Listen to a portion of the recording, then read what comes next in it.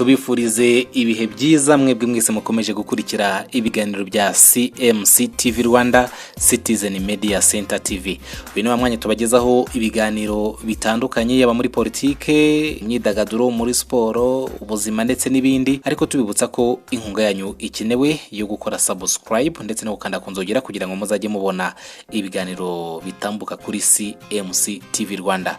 Muri aka kanya nta yindi nkuru tubazaniye usibye inkuru ya General Mohoozi Kainerugaba, uyu akaba ari umuhungu wa Perezida Museveni w'igihugu cya Uganda.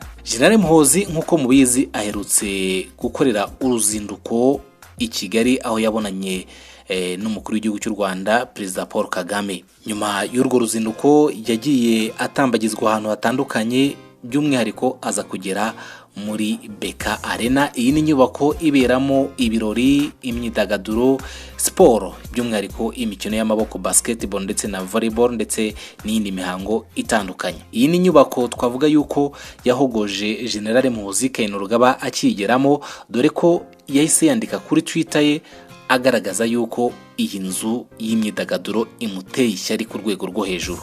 Yasubiye mu gihugu cya Uganda, agenda akubita agatoki ku kandi, avuga yuko iyi nzu igomba kubakwa mu gihugu cya Uganda. Ku rukuta rwa Twitter ku itariki 19 z'ukwezi kwa 10 umwaka wa 2022 saa 3:49 z'ijoro yaranditse ngo iri ni rimwe mu masezerano yacu ku rubyiruko. Turashaka inzu y'imyidagaduro mu gihugu cya Uganda vuba cyane bishoboka. Izaba ari inzu ya mbere muri Afurika y'Uburasirazuba. Ibi kandi bizabaho nta shiti.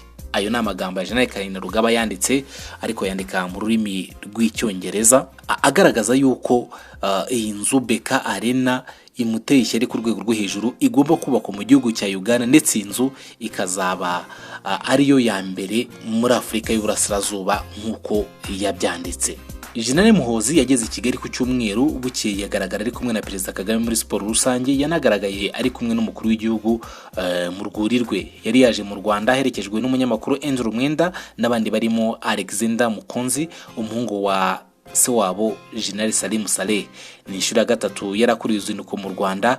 Uruzinduko rwe rwo muri Rutarama rwabaye imbarutso yo gufungurwa kw'imipaka y'ibihugu byombi yari maze igihe kinini ifunze. Nyuma yarwo guverinoma y'u Rwanda yatangaje ko yabonye ko hari gahunda yo gukemura ibibazo byagaragajwe n'u Rwanda ndetse n'ubushake bwa guverinoma ya Uganda mu gushaka umuti w'ibibazo bitarakemuka. Yemeza ko umupaka uzafungurwa ku itariki 31 z'ukwezi kwa mbere 2022. Yaherukaga mu Rwanda muri Werurwe, ndetse icyo gihe Perezida Kagame yamujyanye mu rwuri rwe amugabira inka z'inyambo. Urebye rero urwo ruzinduko rwa General Mohoozi Kainerugaba aherutse mu Rwanda rwanatumye atembera muri Beka Arena nk'uko amafoto agenda bigaragaza. Iki gikorwa remezo cya Beka Arena, iyi nzu y'imyidagaduro, yamuteye ishyari cyane, agaragaza yuko iyi nzu igomba kubakwa byanga byakunda mu gihugu cya Uganda, ndetse akazaba ari n'inzu ya mbere ikomeye muri East African. Mukomeze mudukurikire ku rubuga rwacu rwa CMC TV Rwanda Citizen Media Center, mukore subscribe. Ibiganiro byo birakomeje. Mugire ibihe byiza.